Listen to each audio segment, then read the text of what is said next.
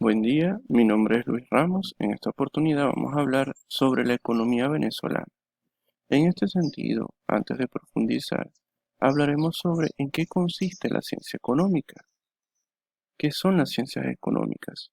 Ciencia social que estudia los modos de las organizaciones. Se llama ciencia económica o simplemente economía a la ciencia social que estudia los modos de organización de las sociedades para satisfacer en el tiempo sus necesidades mediante el conjunto de bienes y recursos siempre escasos y finitos.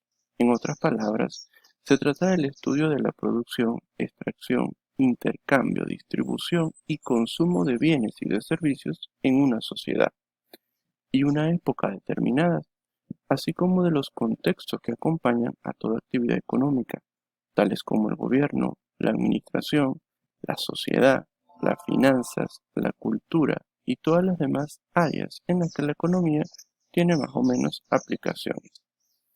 Podemos decir que la economía se interesa por las distintas dinámicas de la circulación de los bienes en la sociedad, por lo que presenta un enfoque muy amplio y diverso que incorpora saberes en diferentes disciplinas, como la psicología, la sociología, la contaduría, la filosofía, la política, el derecho y las matemáticas. Objetivos de las ciencias económicas. Mejorar las condiciones de vida de las sociedades.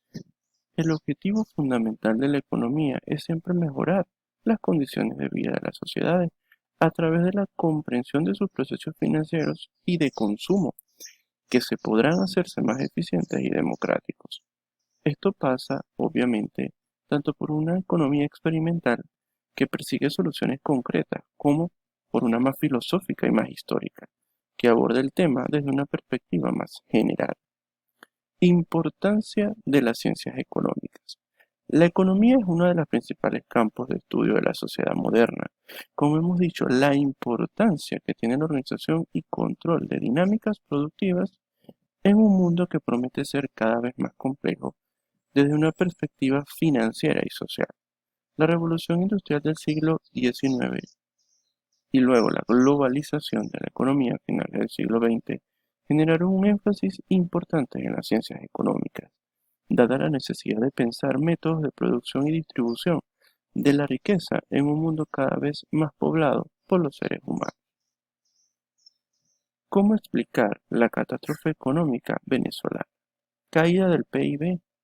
La economía venezolana acumula en los últimos 4 años una caída abismal del PIB, cercana del 40%, en un cuadro de escasez que no solo afecta a las empresas por la ausencia de insumos, materia prima y bienes de capital importados, sino a la población en general, que hoy dedica una buena parte de su tiempo de vida a la búsqueda de bienes esenciales para la subsistencia. El Banco Central de Venezuela ha quedado sin reservas internacionales operativas, en un contexto en que los ingresos petroleros ya no alcanzan para cubrir la pesada carga de obligaciones financieras externas heredadas de la bonanza, que en promedio se han comido 45% de las exportaciones anuales de la economía durante los últimos 4 años. Para cubrir el desequilibrio externo, el gobierno nacional ha recortado las importaciones en todos sus aspectos de bienes y servicios, en casi un 76% en el mismo periodo, con inmensas dificultades para cubrir la demanda interna de divisas. El rígido mecanismo de control de cambios que ha regido el país desde 2003 ha colapsado y desde septiembre del año pasado la economía se ha quedado sin mercado cambiario legal u oficial y a merced de un mercado paralelo no legalizado, cuya tasa de cambio ha adquirido un comportamiento explosivo. El sector externo no es el único problema en Venezuela. La economía atraviesa una crisis fiscal como resultado de la pesada carga de la deuda externa acumulada, de la caída de los ingresos petroleros y de lo no menos importante, caída de los ingresos de origen no petrolero, que han sido erosionados por la inflación. El país ha entrado en un proceso de hiperinflación que, según los datos de índice de los precios que publica la Asamblea Nacional, movió los precios en el último trimestre del 2017 a una tasa promedio de 62%. El proceso de aceleración inflacionaria, que retrospectivamente se remonta a finales del 2012, ha acabado por completo con los logros transitorios y cíclicos de los programas desarrollados por el gobierno nacional. En solo 2 años, 2015 y 2016, 10 millones de personas fueron enviadas al casillero, que se ubica por debajo del umbral de pobreza. Y de acuerdo con el proyecto e encuesta de condiciones de vida en COVID, cerca del 80% de los hogares se encontraba en situación de pobreza para finales del 2016. A pesar de los cuantiosos recursos que la economía del país registró en el pasado superciclo del precio del petróleo, la deficiencia de gestión macroeconómica y una administración frágil de los ingresos petroleros llevaron a la economía venezolana a un grave problema de escasez de divisas y a una situación en la que se hacía imposible con el régimen cambiario imperante cumplir simultáneamente con las obligaciones externas y con las importaciones requeridas para mantener la normalidad económica. Venezuela ha venido cabalgando con una crisis externa que se ha convertido en una crisis de deuda, con sus típicos ciclos de euforia y deflación en los precios de los últimos títulos de la nación. Venezuela entró en el último trimestre del 2017 en un contexto de hiperinflación y ahora se pueden comprender mejor las razones, ahogada por los compromisos externos, con precios e ingresos petroleros que no logran cubrir las necesidades de la economía nacional, sin reservas y aislada financieramente de los mercados internacionales. La economía venezolana se ha quedado con un régimen cambiario en caída libre y atada a la dinámica del único mercado funcional que sirve para hacer importaciones. Un mercado paralelo de naturaleza ilegal. El ritmo explosivo de la cotización del dólar en el mercado paralelo ha sido una terrible desventura que ha terminado por socavar la confianza y por pulverizar el valor de la moneda nacional. En otro plano, la economía real se ha quedado sin motor alguno que pueda sacarla del estado de postración en que se encuentra. El razonamiento de divisas es un freno claro para el sector productivo.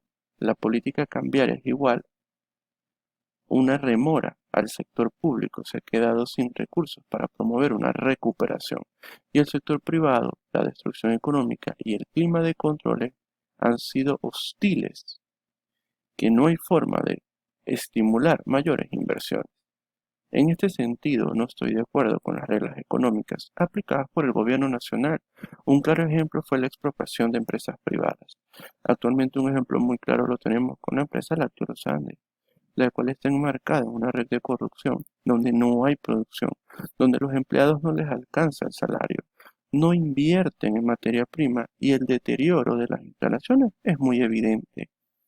La idea es fortalecer el aparato productivo del país, no destruirlo. Conclusiones.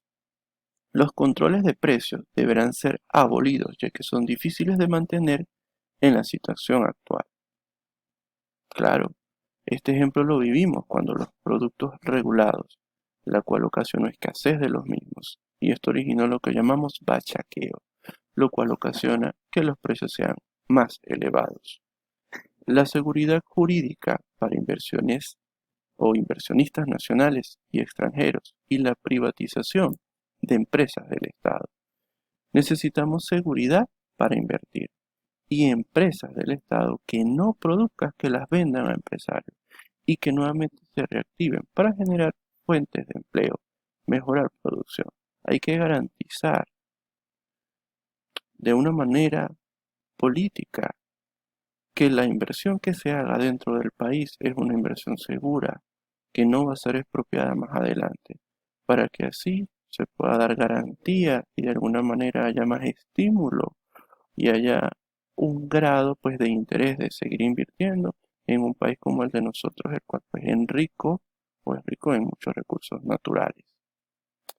Y por supuesto, recuperación de la producción a nivel petrolero, que es la principal fuente de ingresos del país. Contratar personal capacitado para que las plantas funcionen de manera correcta y se pueda ir normalizando toda esta situación. Gracias por su atención.